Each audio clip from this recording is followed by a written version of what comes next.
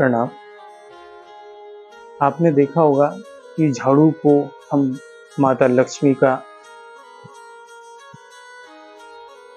निवास मानते हैं। तो हम लक्ष्मी का जिस प्रकार हम निवास मानते हैं, तो लक्ष्मी हमें धन धान से संपन्न भी करती है। झाड़ू हमारे घर में दरिद्रता को बाहर निकालती है, दरिद्रता को बाहर निकालती है। उसको दरिद्रता लक्ष्मी कहा जाता है। दरिद्रता लक्ष्मी हमारे घर से दरिद्रता तो बाहर निकालती ही है। यदि हमने दरिद्रता लक्ष्मी माता को हमने प्रणाम करना, जप आदि करना, यदि उनका स्मरण करना आदि संभव रखा, तो वही लक्ष्मी हमारा उद्धार कर देती।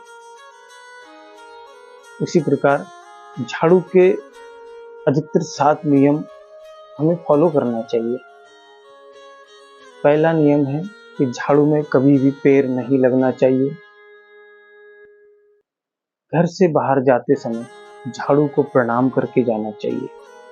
निकलते समय अपने जिस कार्य को जाना है, जिस कार्य को करने के लिए जा रहे हैं, उस कार्य की करने की कामना करके झाड़ू को प्रणाम करके और उनसे आशीर्वाद प्राप्त करके घर से निकल जाए।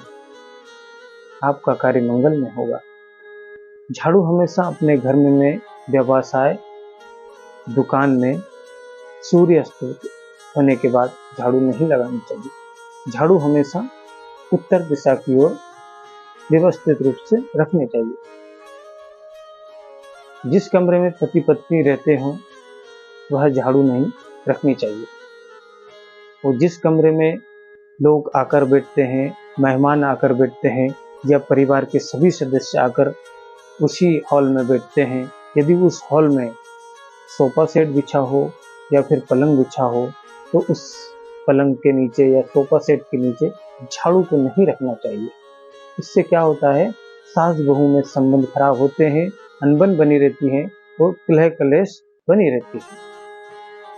उसी प्रकार रसोई घर में जहाँ हमारा भोजन बनाया जाता है, उसी प्रकार घर में भी जहाँ भोजन बनता है, वहाँ पे भी हमें झाड़ू नहीं रखनी चाहिए। जिससे हमारे घर के बच्चों का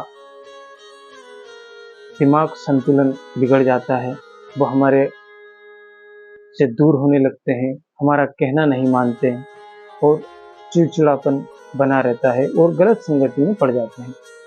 ये खास छोटी छोटी बातें हैं जो हम उस चीज़ को जानते नहीं हैं। आप इन चीज़ों को जानें, समझें और समझाएं, जिससे आपका भी भला हो और लोगों का भी भला हो। यही प्रार्थना। श्री शिवाय नमस्तुभ्यं।